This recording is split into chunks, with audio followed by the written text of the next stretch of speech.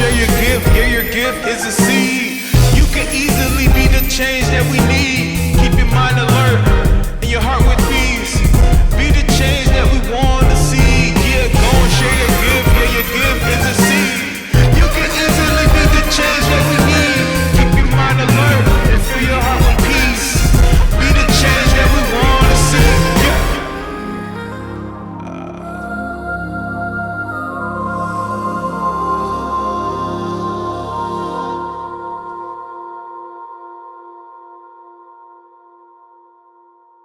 What's going on, everybody? Welcome to another episode of Mentality Unchained. I'm here at Jack's with my man Joshua Patterson and Clydale Hillson. Man, I appreciate y'all stopping through, or me coming to y'all joint, right? I appreciate y'all having me through here. But I just wanted to tell the people, talk to the people about what's going on in our community. Talk to them about some brothers that's making some moves, and YouTube power players, I would call y'all. Y'all doing y'all thing. Yeah. And so I appreciate what y'all doing, but I wanted to shine a little light on what's going on around here. So if you can, man, just let the people know who you are and what you're doing and how you're moving out here. For sure. Go ahead, it's bro, your take house. it. Go ahead. Oh, for sure. First of all, man, I feel like you're giving us, not too much credit, but, I just want to flip it around on you, man. Say thank you for having us. We don't take it lightly that, that you called us. And so thank you. And I think this is a great platform, and I'm excited to be here with you. My name is Joshua Patterson. Man, wear a couple different hats, but the hats that I'm most proud of is, I'm a father. Also a partner in a capital company called A15 Capital. I'm one of 5 partners. We invest in real estate, events, and products. Yeah. And also, just a social service professional. I work with youth, do youth development programming as well. Okay. And a man of God. Well, that's cool, man. Clydale, what's up, man? Talk to me. Hey, like my brother said, man, we appreciate you for coming through, man, and give us the opportunity to expound upon what we do on your platform. Yeah. So my name is Claudelle Hillson. I'm 50% owner of the Jack's Hookah Lounge. We've been here operating since April. We took it over, kind of revamped it, gave it a facelift, and also I'm a partner in A15 Capital with Josh, my brother Matt, Jaron Hyatt, and Terrence Hall as well. Amen. And then we also, do events around the city under our umbrella of the Court Kings of the Round Table.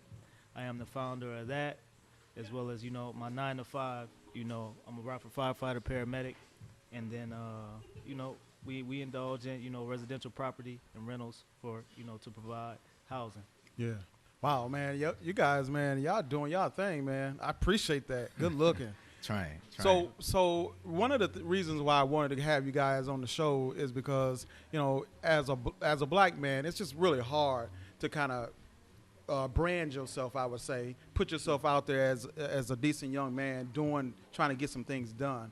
You guys are doing this thing on different levels. You found different avenues, different ventures to open up, to get into. I mean, how did y'all come to 815? That's y'all crew. So how did y'all start that? Yeah. Man, that's a long story, man. But to make a long story short story long, our brother Matt Simpson, the founder, pretty much got us all together on his living room. He kind of told us, hey, one thing that the 2%ers, that run the world as far as wealth and all that good stuff, one thing that they have in their portfolio is property, ownership in general.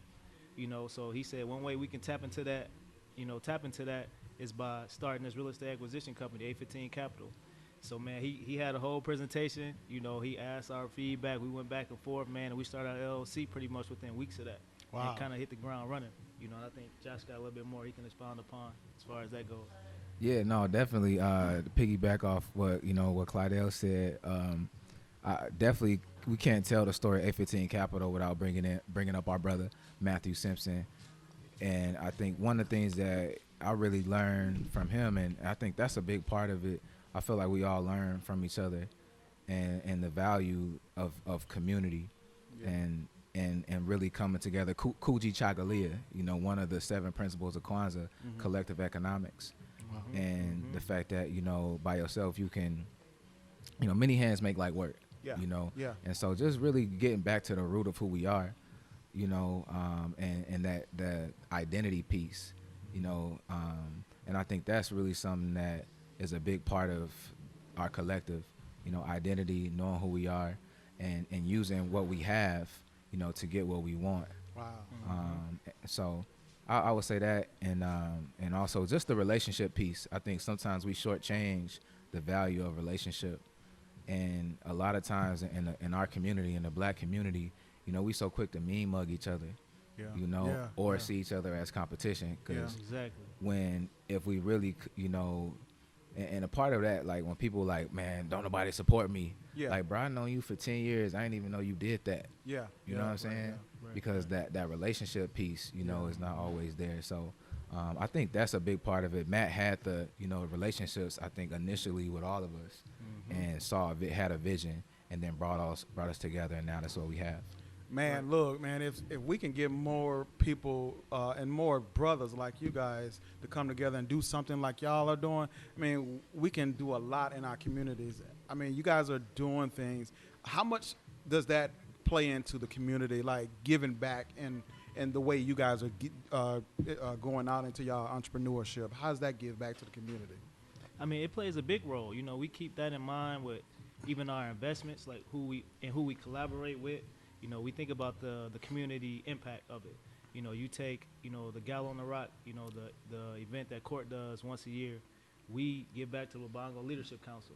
Yeah. You know, that's a company that Matt and Joshua are part of, you know, a not-for-profit that takes, you know, our children on a Black college tour. You know, it's very intentional when it comes to that.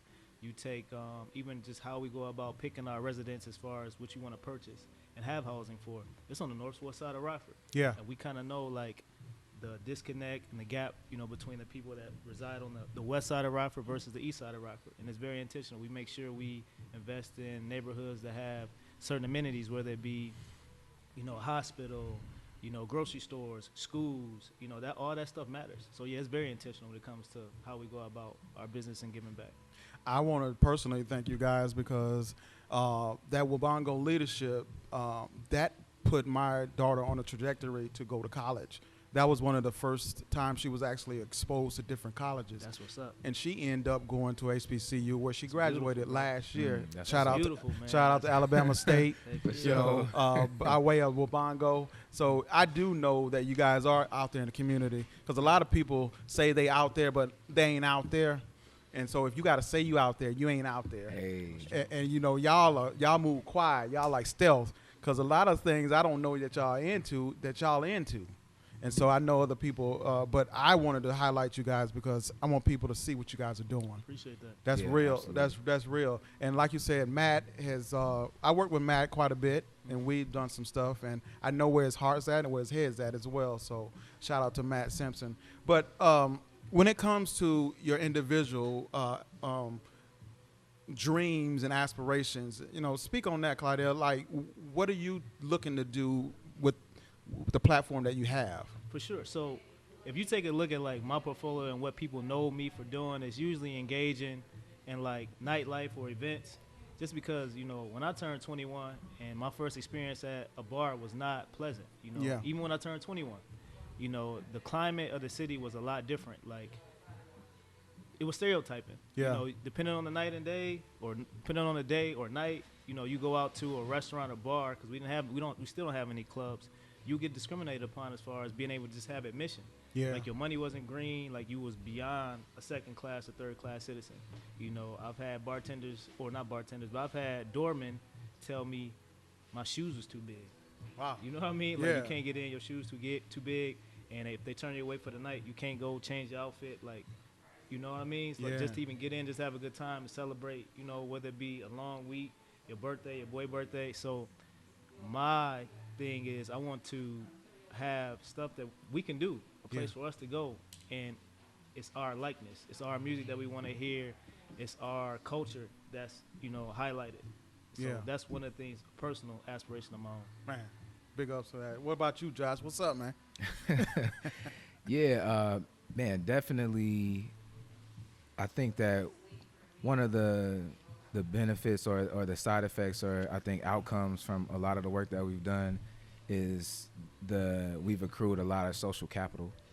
and really by being of service to people in various ways. And so just really trying to figure out how we can continue to be of service. And I think that when we think about economic development, even what Clydale was just talking about, like the social aspect of it, and I think two things are really important for advancing our community: identity and ownership. So on the ownership piece, it's important for us to be in control of our own destiny. And so really just trying to figure out where I can expand. I have some different business ideas, and a lot of it comes from just like Clydale said, seeing an opportunity and a need, and trying to figure out from a cultural perspective how we can put some Lowry seasoning salt on it, so it's really ours. Real talk. I'm not saying a whole lot, but I'm just saying that I think that's a big part of it, just being able to recognize opportunity. And so on the real estate side, of course, that's what we've been doing. Each of us, for the most part, have, outside of just 815 Capital, we have some of our own real estate holdings. But I definitely think that we want to keep acquiring properties.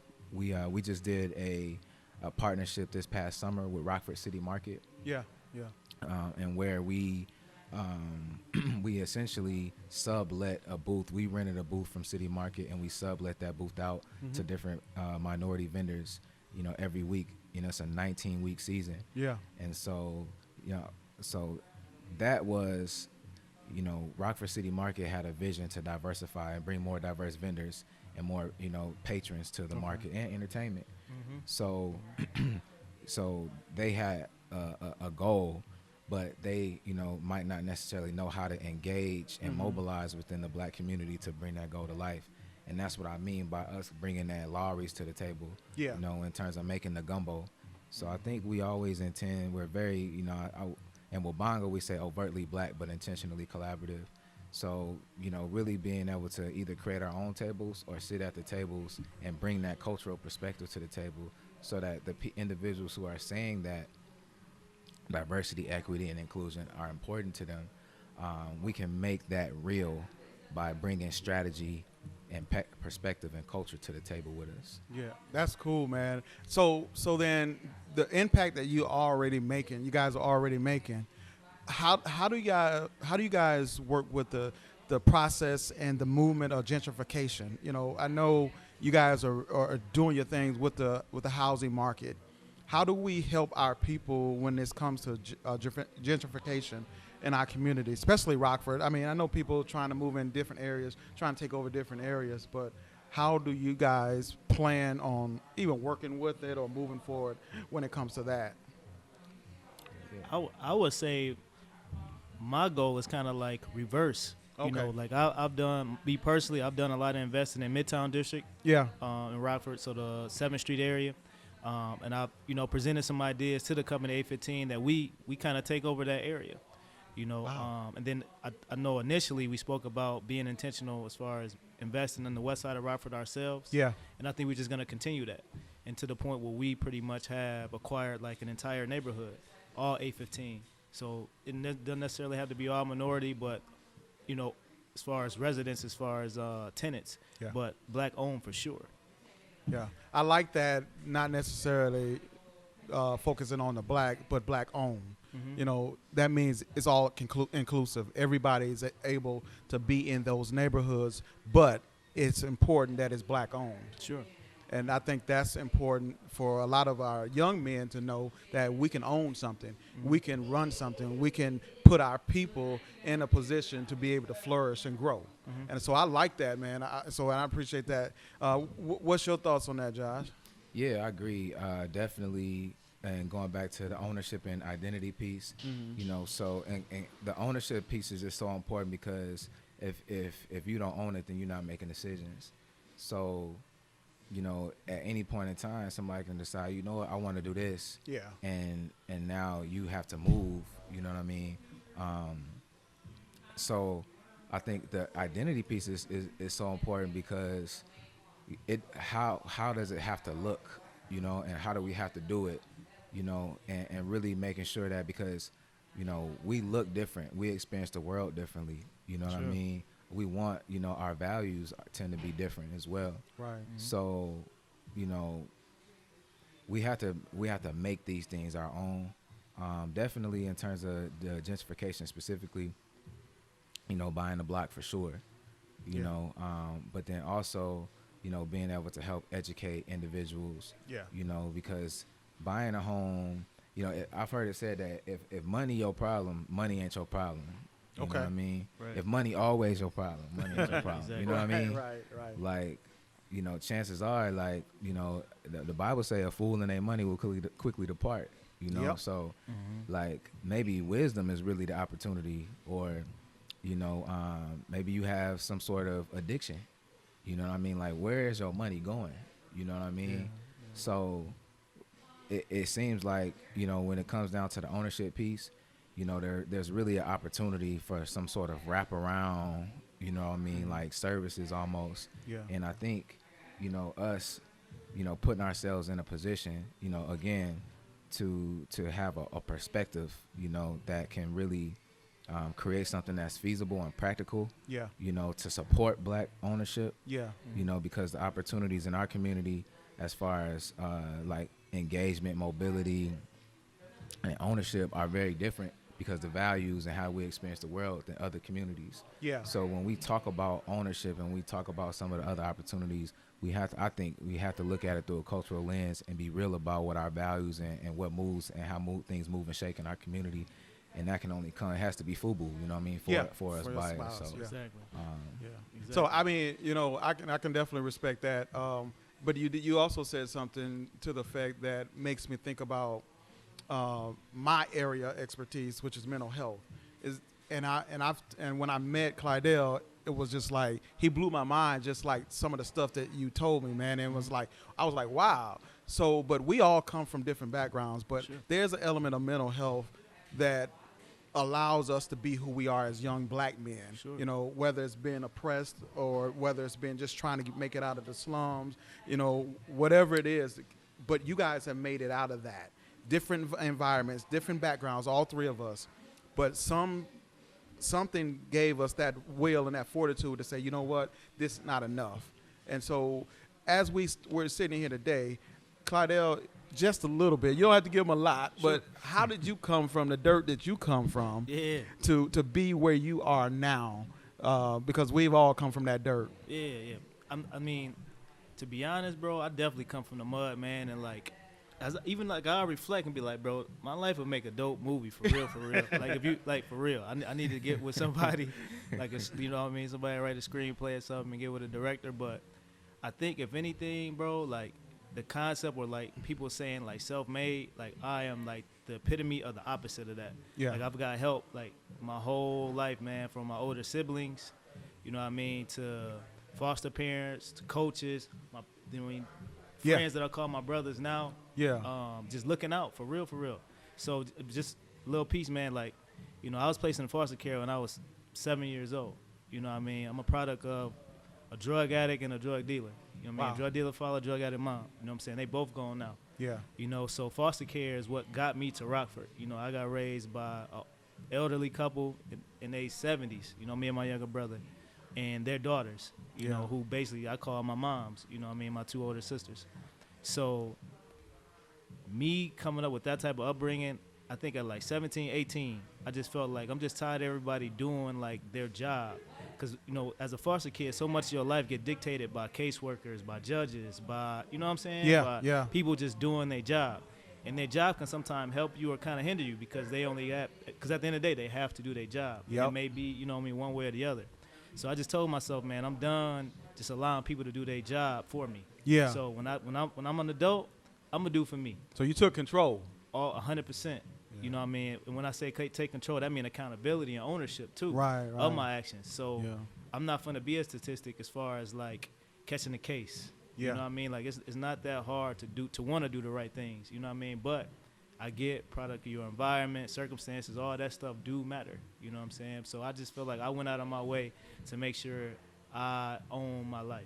So that's that cool, pretty much man. wraps it up as far as me. You didn't come out of that. I mean, you come out of that and with the mindset to no matter what goes on or what happens, you was just going to do the right thing. Sure.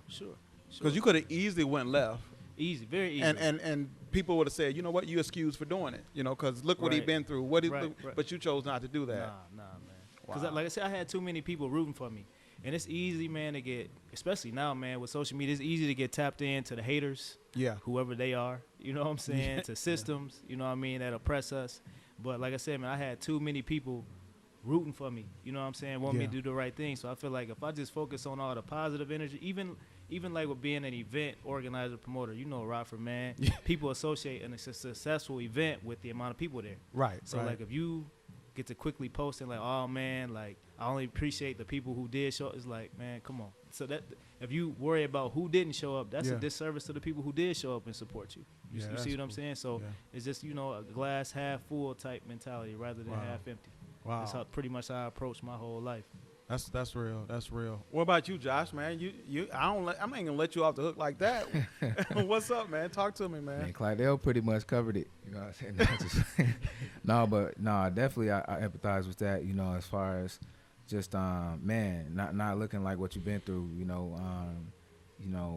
I didn't know my father until I was, I think, 5 years old. So raised primarily for the first 5 years of my life by my mom, me and my brother.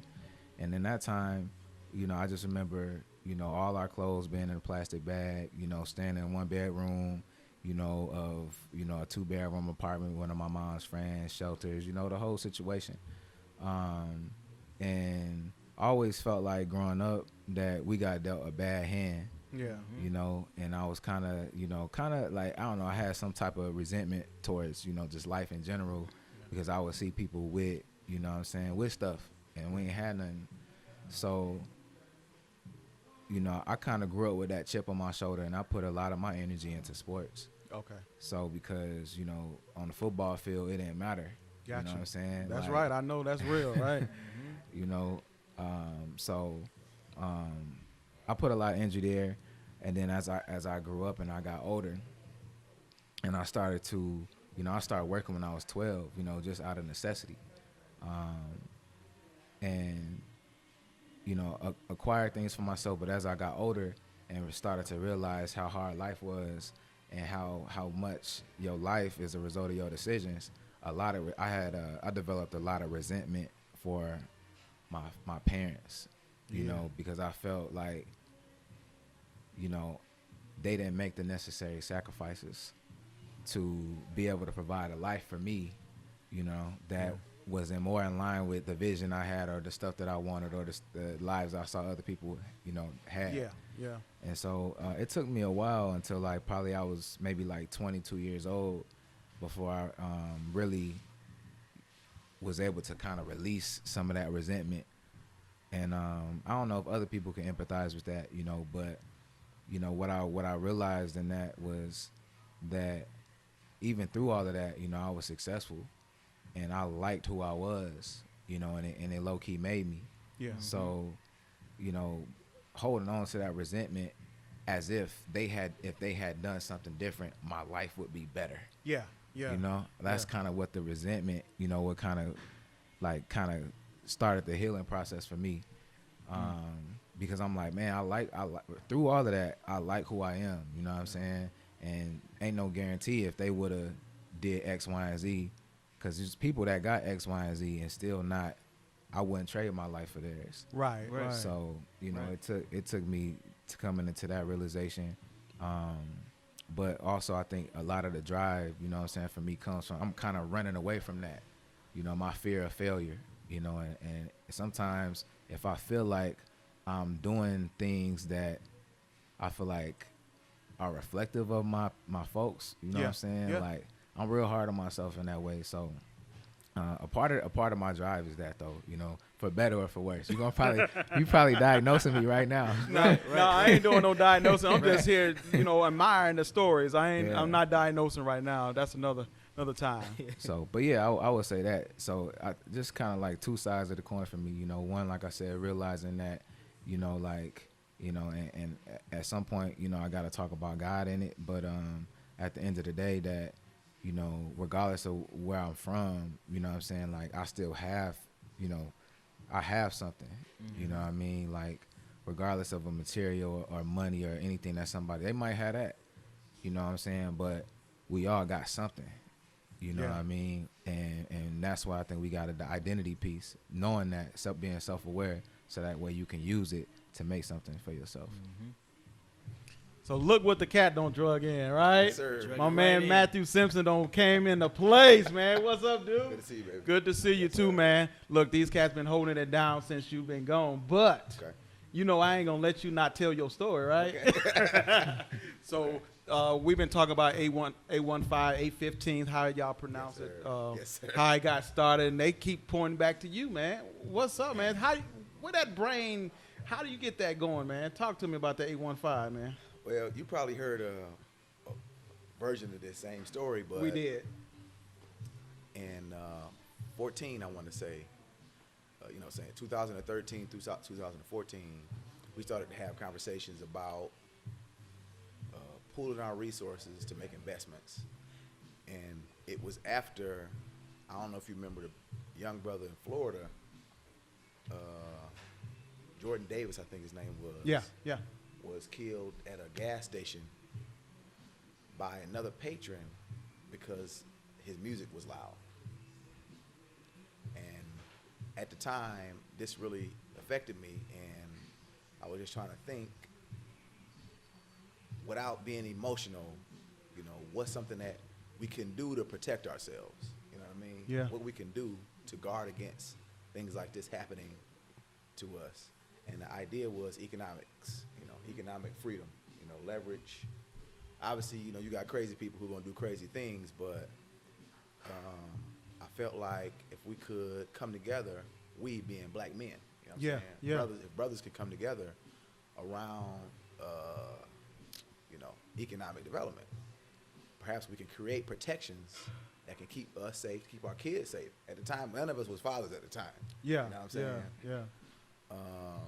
And we met on my living room floor. You know what I'm saying? Basically, the brothers was at the crib in the living room, and I made a little presentation to the guys, just talking about, what was happening in Florida, what I felt like we could be doing together versus alone. And at the time, there was 6 other brothers and me. Yeah. And everybody felt like it was a pretty good idea. Yeah. So we scraped our money together.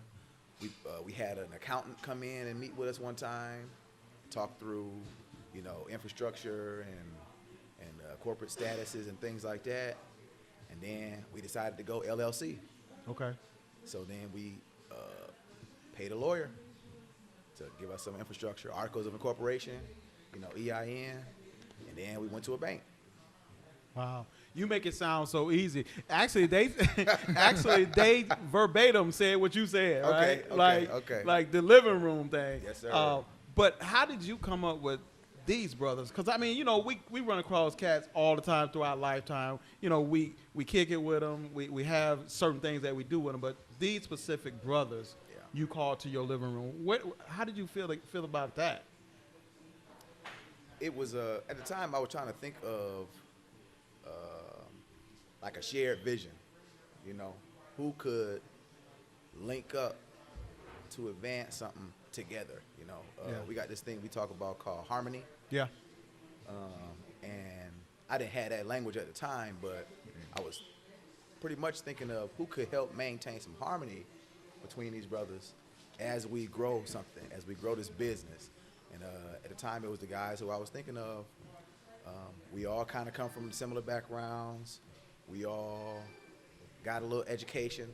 Yeah. You know what I'm saying? And I felt like those were things that could help us walk in step with each other. Yeah. When people start business, they don't think about linking up with other people, because you to be honest with you, you can't trust everybody you say you cool with. Right. It just, because they ain't got that mindset. That's kind of what we were talking about earlier, of having that mindset to do the necessary things. But we also talked earlier about community. Our people, how do we help them move forward in the same way that you and your brothers got together and did that? So can you expound on that a little bit? How do we get the community to do that? I would say one thing that helps me is, first of all, I acknowledge like the blessing Yeah. and the relationships that we have with each other. Right. You know, the way that the five brothers who are in business with each other, the way we connect, that's one of one almost. You know, I hear you. 5 of us been in business now for 7 years. There used to be 7 of us. So that's that's one thing that we need to acknowledge. That's real. Hey, it's real talk, man. That's That's real, it. bro. There used Yeah. to be 7 of us, and we essentially had a divorce in the business. You know what I'm saying? Yeah. It was 5 of us. I mean, it was 7. I was 5, and it's all love. But you know, the business looks different. So that's one thing. What we have is a blessing, and we really had to struggle to keep it together. So that's one thing. So you're not the Jackson 5, huh? Yeah, the Rockford 5. Yeah, you know what yeah. I'm saying? But another thing I think is what would help us is we can't over romanticize black support and unity. Wow. You know what I'm saying? Wow. We can't, it's not going to do us any good. It feels good to think about how powerful we can be when we come together. It can be a motivator, but practically, we have to remember that our people are dealing with a lot of stuff, and on the ground, unity really doesn't look like it does in the warm and fuzzies, on the memes, on the internet. You know, black support within black networks. It ain't like that in real life. No. You know, so it's a struggle to really have people come together the way we have, and that doesn't mean we're not gonna keep grinding to pull people together and create collaborations and things like that. But we can't set ourselves up to get our feelings hurt with this idea of black unity that doesn't translate. You know what I'm saying? Yeah. Not into reality all the time. Right. Okay. So we talk about 815, but who was Matthew Simpson? You know, we all, like I said earlier, we all come from the dirt. Yes, Who sir. is Matthew Simpson? Talk to the people Okay. about who Matthew Yeah. Simpson is. Well, I'm a product. You know, I have parents. You know what Of I'm saying? course. And I wouldn't be here if it wasn't for the stories of my mother and father. You know, so those stories take me back to Tuskegee, Alabama, and Jackson, Mississippi. And it took me a while to learn those stories, but my father, Roy Simpson, was a product of parents from Tuskegee, Alabama. And they came up to Rockford in the 40s looking for opportunities. Yeah. You know. And my mother's side, my mother, Darlene Simpson, her mother was one of 14 kids. And they all came up from Jackson, Mississippi, really Canton or Sand Hill, Mississippi. So the South has a lot to do with who I am today, those roots in the South. And actually, my parents met in my neighborhood that I grew up in. So people in Rockford call it the hood. Clara Avenue, Lucille Street, Martha, Mary Court, Christina. Hey, throw up, know throw what I'm up. You saying? throwing it You all know- out, you know huh? those Your streets. set, You right? know. That's your set, right? Yeah, I always say that the hood is my favorite hood next to fatherhood. You know what I'm saying? Yes, Clara sir. Avenue is my favorite hood next to fatherhood. But so that's who I am. I'm a product of the hood. You know, my mom and dad met in that neighborhood.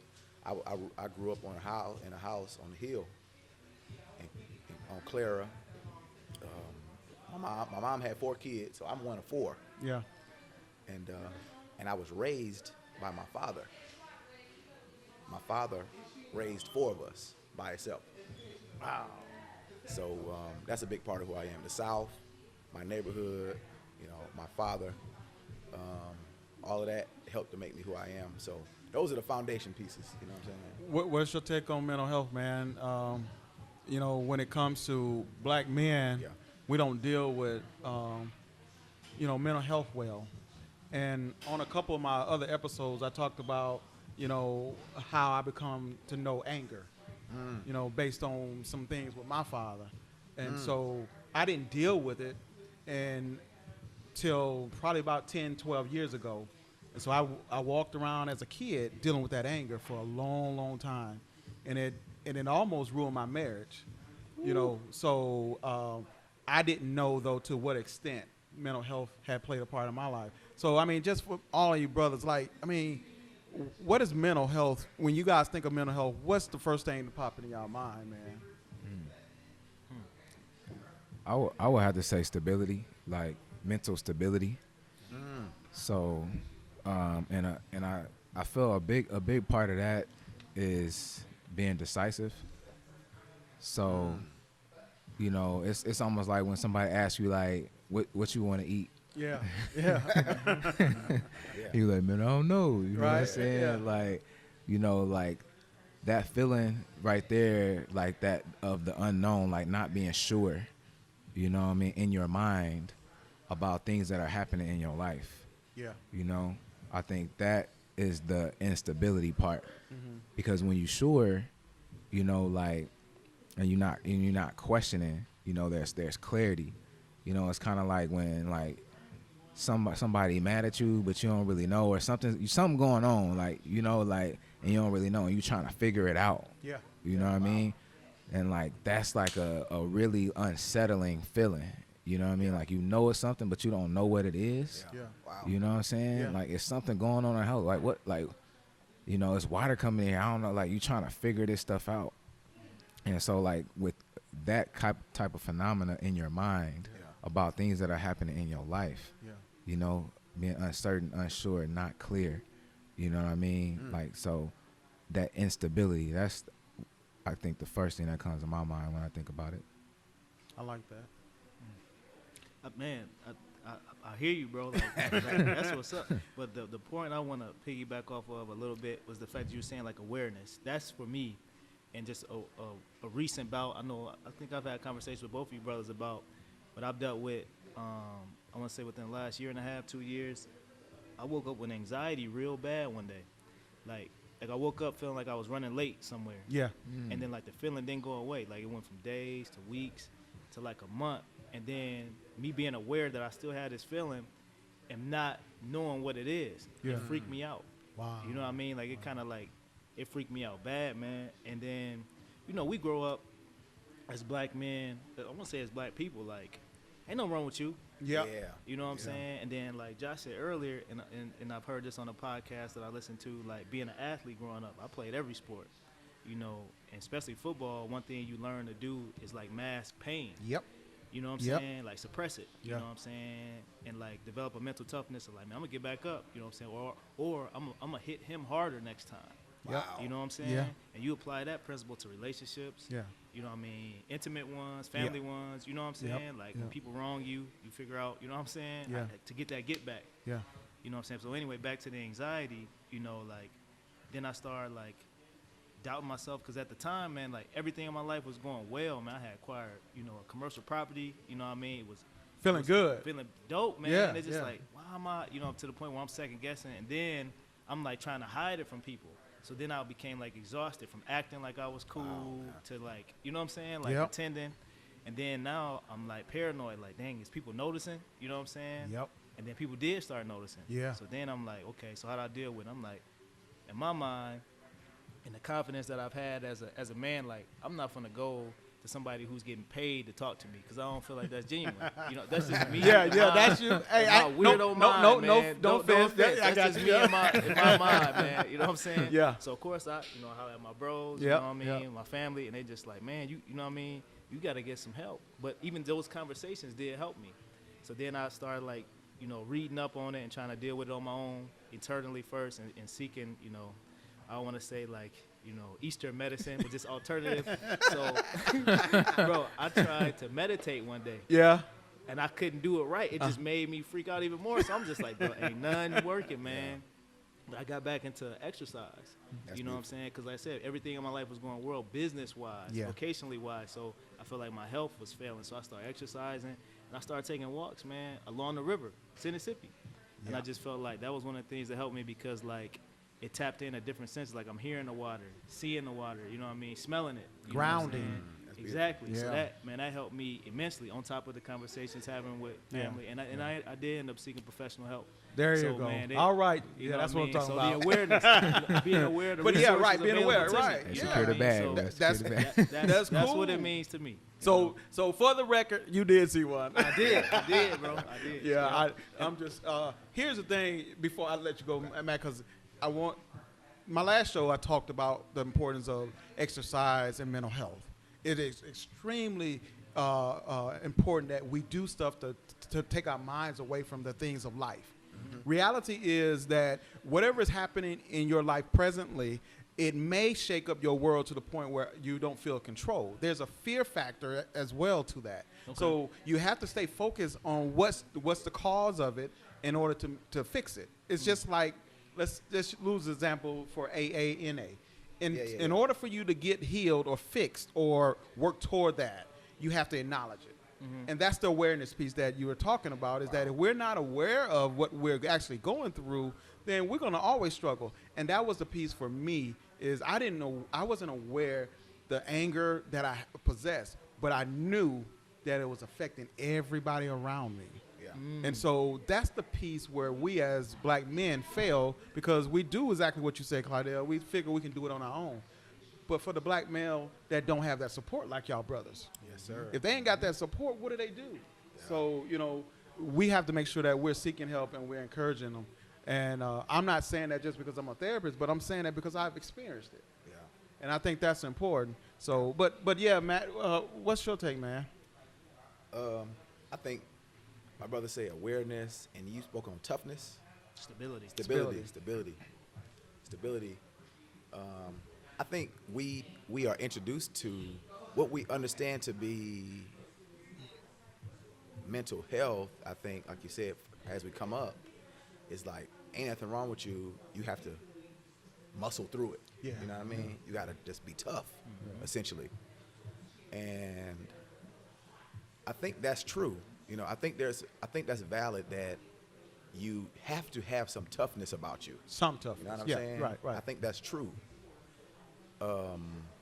Because life is difficult.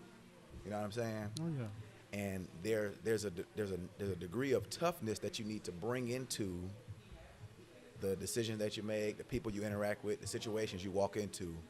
So I think that's being mentally tough does not mean your health won't be compromised. You know what I'm saying? Like at times you may deal with things that will compromise the health of your mind. You know what I mean? Even when you tough. Yep.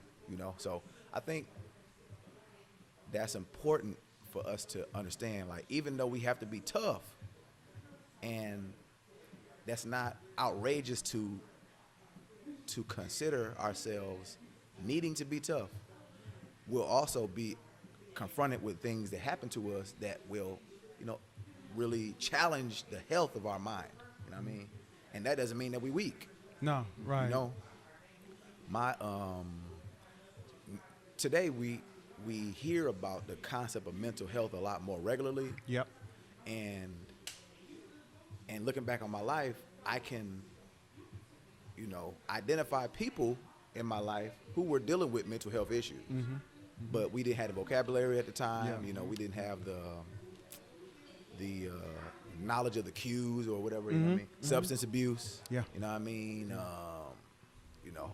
Problems, how you solve conflict, Yeah. in unhealthy ways. Yeah.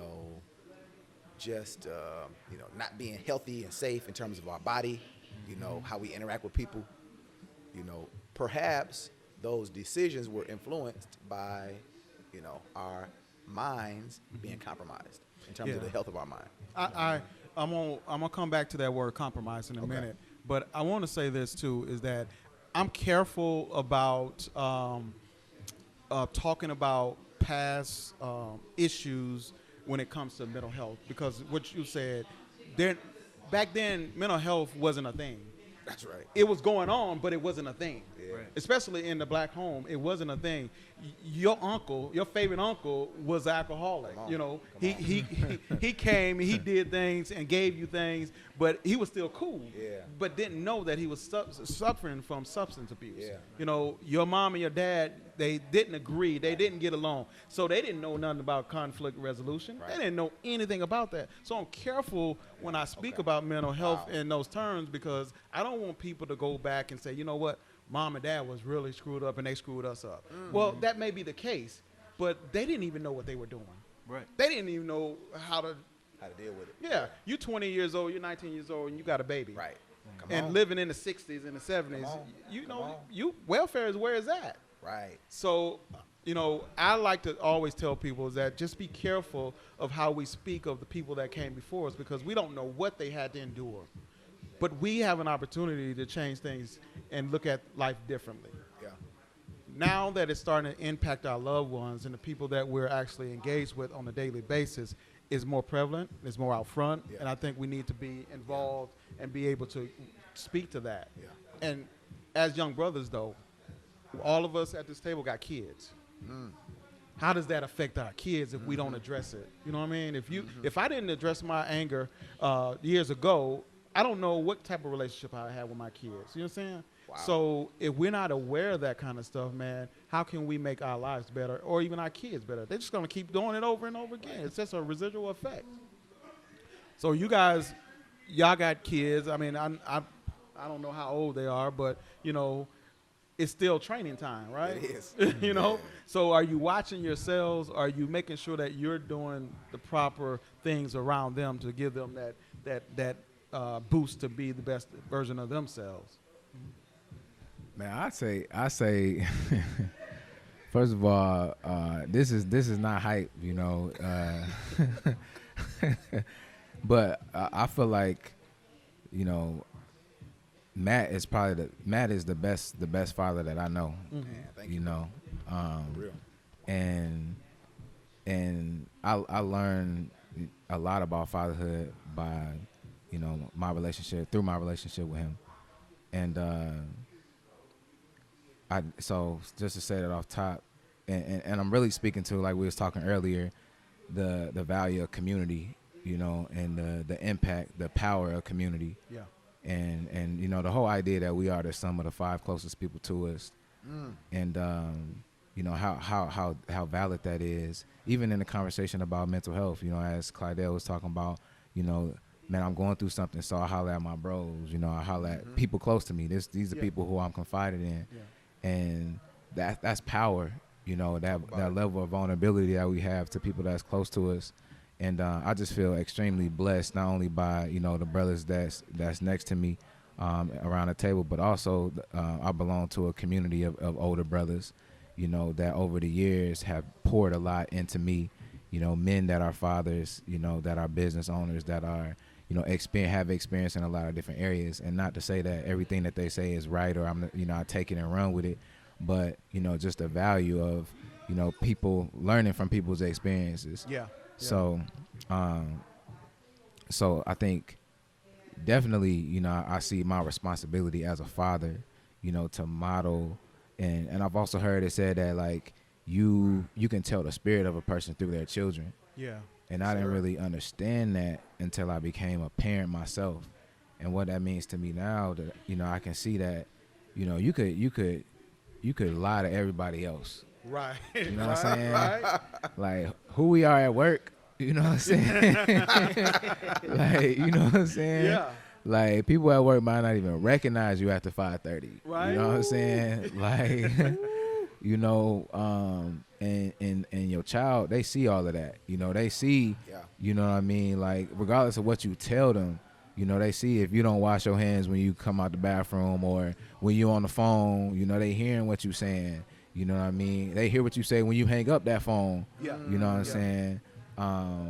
So they really have that behind the curtain. And also, I'll say this and I'll be off, you know, in regards to, like, even respect. You know, I've realized my son is 5 years old, how important it is for me to respect my son. Right.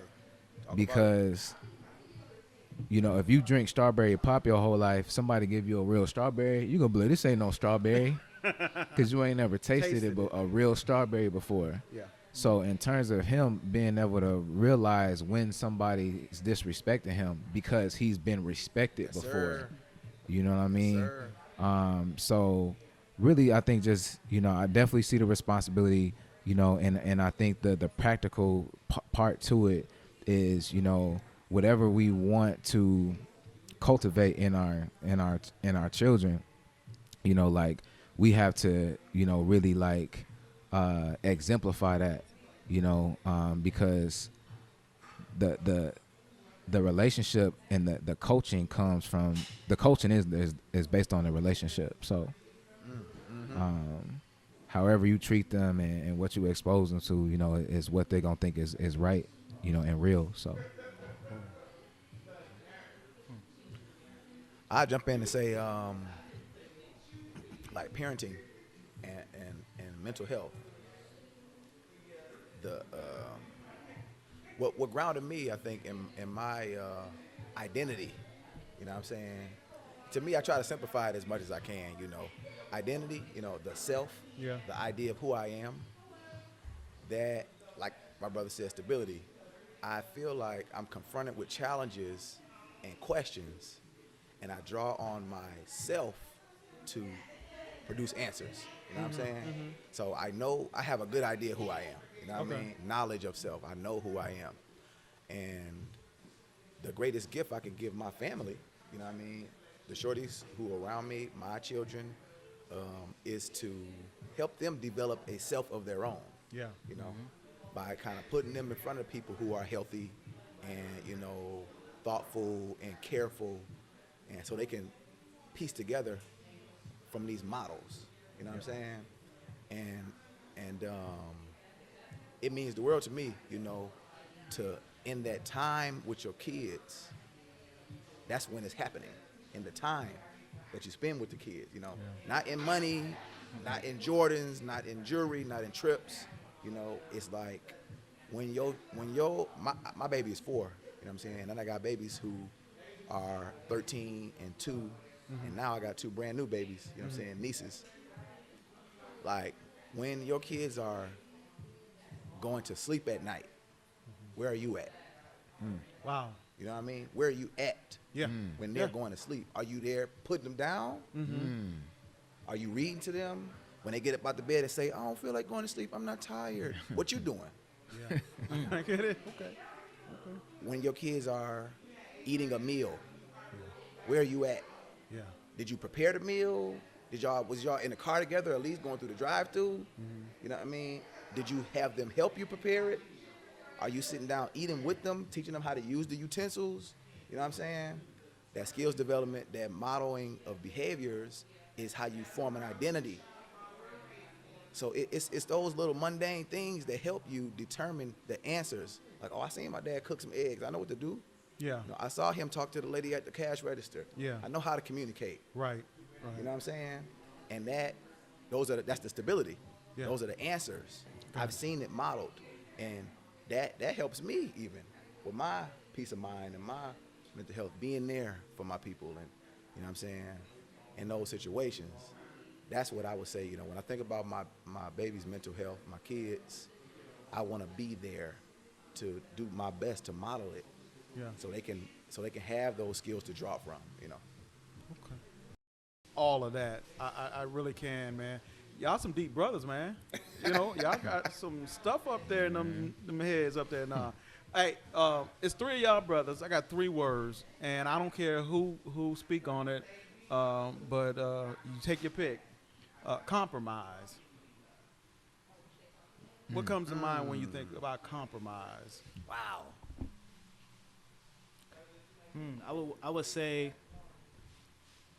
for me, it's putting others before myself. Wow. I mean, my primary, profession, I'm a firefighter paramedic. Yeah. You know, I run inside burning buildings. Yeah. I have ran inside burning buildings. Right. I'm definitely putting others before myself Gotcha. when I do that. So that's what comes to mind when I hear the word compromise. Compromise. Okay. Cool. Cool. Culture. Culture. Culture. Go ahead. That's the man of culture, by the way. Yes, sir. Like, It's only appropriate. Only appropriate. Culture is your culture. To me, is we're products of a culture. You know what I mean? Like right, wrong, or indifferent. Yeah. A culture produced us. Yeah. You know what I mean? Yeah. And you can, and it cuts both ways. So it can really propel you and you know, incite you to advance, or it could hinder you and burden you. You know what I mean? The culture that you participate in and engage with.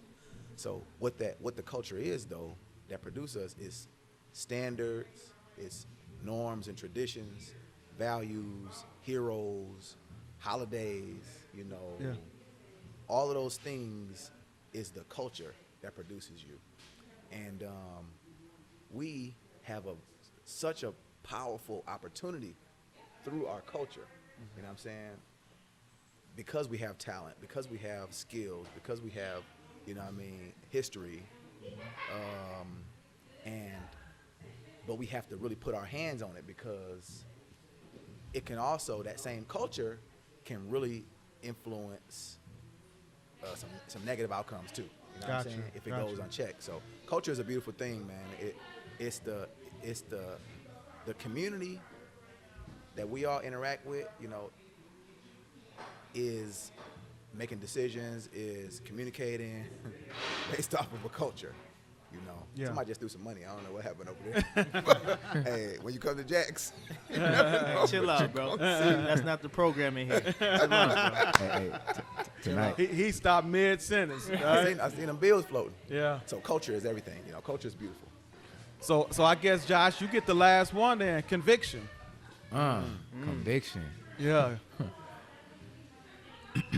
I think, yeah, man, that's a powerful word. I think a big part of conviction is identity. Yeah. And I say that because oftentimes we're convicted by, or I've been convicted by, you know, not being where I'm supposed to be. Yeah. Or not doing what I know I feel like I should be doing. Yeah. You know, so I think the self-awareness piece. Yeah. You know, and the whole idea that we all are slaves to our own desires. Mm-hmm. So like if you know what you should be doing or what you think that you should be doing and you're not doing what you think you should be doing, then you feel convicted. You know what I'm saying? Like, all right. like that's the equation. Yeah, right. You know what I mean? So I think a big part to that is, you know, another word that is connected to that is discipline. You know, because if you feel like you should be doing it, why aren't you doing it? Okay.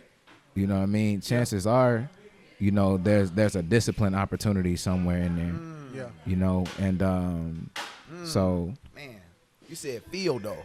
yeah, If you feel right, like you should be doing it, right, feelings, yeah, you know what I mean? right, The feeling ain't the same as Right. the, you know, the foundative action. You know, I feel sleepy. I feel hungry. You know what I mean? The feeling can go. right, I feel like I should be disciplined. The feeling can leave you. yeah, You got to be deeper than the feeling. You know what I'm saying? Yeah. yeah. And that's the what's deeper than a feeling? A fact. You know what I mean? what? Y'all too deep for the. Y'all just like, come on, man. Y'all diving like really. We'll be going another hour, For sure, man. for sure. But Y'all deep. Hey, but I say this: we live here. You know what I mean? Yeah. Like, you gotta understand. Yeah. And some people say you gotta overstand. I You know what I'm saying? You really at gotta 120. know. What the one thing that I can respect though is that this is not surface. You know what I mean? It's bro. you brothers are deep thinkers, and the philosophy that you guys live by, I can respect that. And I respect men that are trying to always pay it forward to someone else and always share a word of wisdom to put that brother in the right mindset. And you know, at the end of the day, we are responsible for the ones that come behind us. We're responsible to do and be that example for them. You don't have to put hands on, you don't have to say a word, but the way you walk as a black man, that's your responsibility. Man, Sure. Love it. So, but before we get out of here, Okay. I always do this at the end. It's like, what type of advice would you want to give to just a young brother or just anybody? What kind of advice would you like to give before we get up out of here? I say, and it's something that my brother Joe Rayford, you know, shout out to Yusuf, introduced me to, the idea of chasing the cool. And that's something I've been experienced my entire life, you know, especially because as black men, we so cool. Yeah. You know what I'm saying? We are really the cool. Mm-hmm. And that's the thing, like, you don't have to chase something that you already have, Talk about it. you know. Talk about it. So just be confident in who you are and spend time, you know, and with yourself and whatever you like to do or whatever you interested in or whatever like seems interesting to you, Yeah. like don't allow nobody else to compromise that. Yeah. You know what I'm saying? And confiscate that from you. Yeah. So you start doing things, and I've been in this space a lot of times throughout my entire life. Yeah. You know, where even last week, you know what I'm saying? Like I had to check myself, like, man, I'm doing something that, you know, and I did it or I'm doing it and I'm not fulfilled.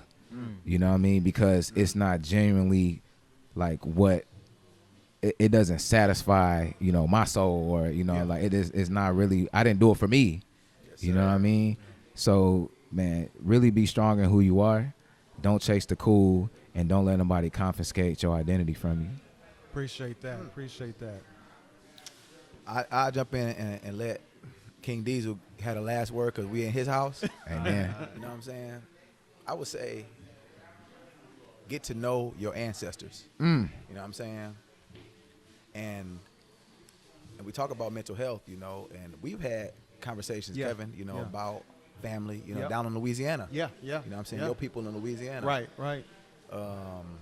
Those stories of the people in your family, that narrative that they have and the experiences that they've, you know what I mean, that they've lived, helped to produce you. Yes. You know what Yeah. I mean? So that process of learning my family history answered a lot of questions for me. Why do I act the way I act? Why am I compelled? Why am I attracted to the type of woman that I'm attracted to? You know what I mean? How did I learn how to communicate this way? You know, there's a reason. And it's in my DNA. Yeah. So you have answers in your DNA, you know. Nature, you know what I'm saying, holds the codes. And you got to get to know your ancestors because they walk this earth Yeah. and they look like you. Yeah. So that really helped me out a lot. It helped me to learn my people's story, and it informs a lot of the things I make because I can build on it. I can make different choices. I can share those stories with my shorties, and as I walk with my people in my community, you know, I can see a little bit differently, and I don't have to hold on to ill will or, you know what I'm saying, why did my dad do this to me? Why did my mom do this to me? I know why. Right. Because of what they went through. And I can kind of lean in a different way for my people knowing those stories. So get to know your ancestors. Wow.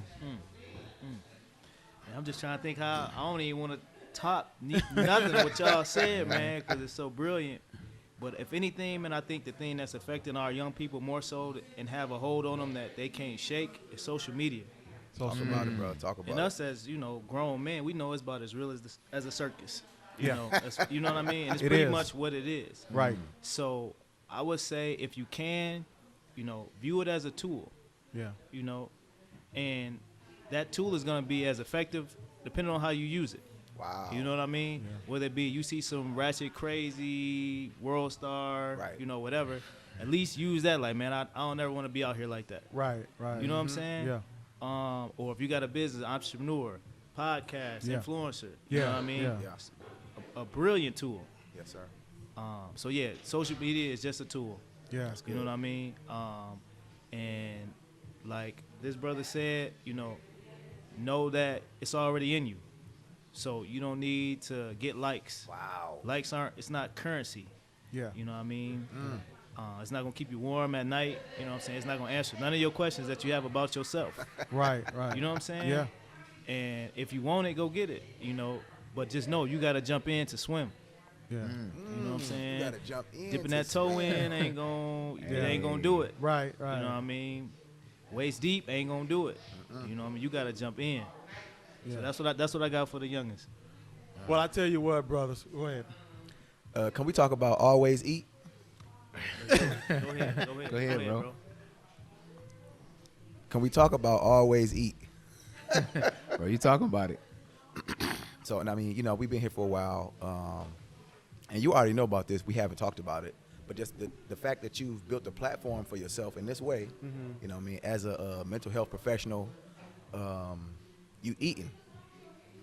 Wow. You know, you're eating. And when we talk about, we're in business together. Yeah. Myself, Clydale, Josh. Right. You know, we got 2 more partners, Terrence Hall and Deacon Jaron Height. We got this thing we say that we always eat. You know what I mean? Whatever the decisions that we make, the ideas we come up with, you know, make sure you're eating. Yeah. You know what I mean? Yeah. Make sure you're solving the problem. ALL space WAYS. Always. Eat. And not only that, well, 1 can eat, 2 can feast. Right. Hey, bar. See, this is what I'm talking about. Yes, sir. This is the epitome of why I entitled this show Mentality Unchained. Because y'all brothers y'all minds are not stuck. You guys have unchained the real essence of why we need to be doing what we're doing. That's intelligence. That's the options to be able to say, you know what, I can do this if I choose to. But if I don't choose to, I'm cool with that. There you go. And that's where we have to be, right. is we have to use that mindset of, you know what, I'm capable of doing whatever. But if I get my brothers involved, man, we can do a lot more. Exactly. So that's the epitome of Mentality Unchained. And I want to thank you, brothers, from the bottom of my heart for coming on the show, allowing me to do this in your spot. But I want to let the people know that I always say this at the end of the show, is that we all have the ability to change what we can control, only if we focus on it.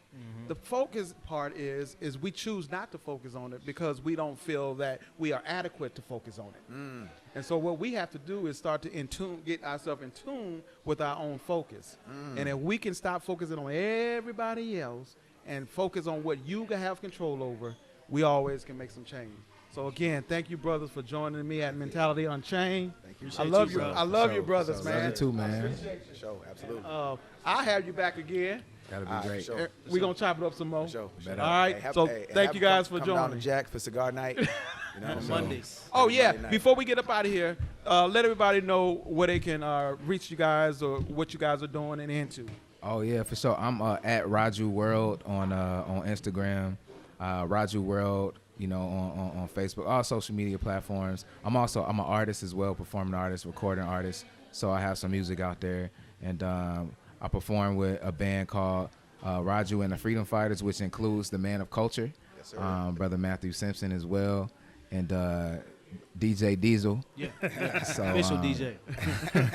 So yeah, check us out. Check me out that way.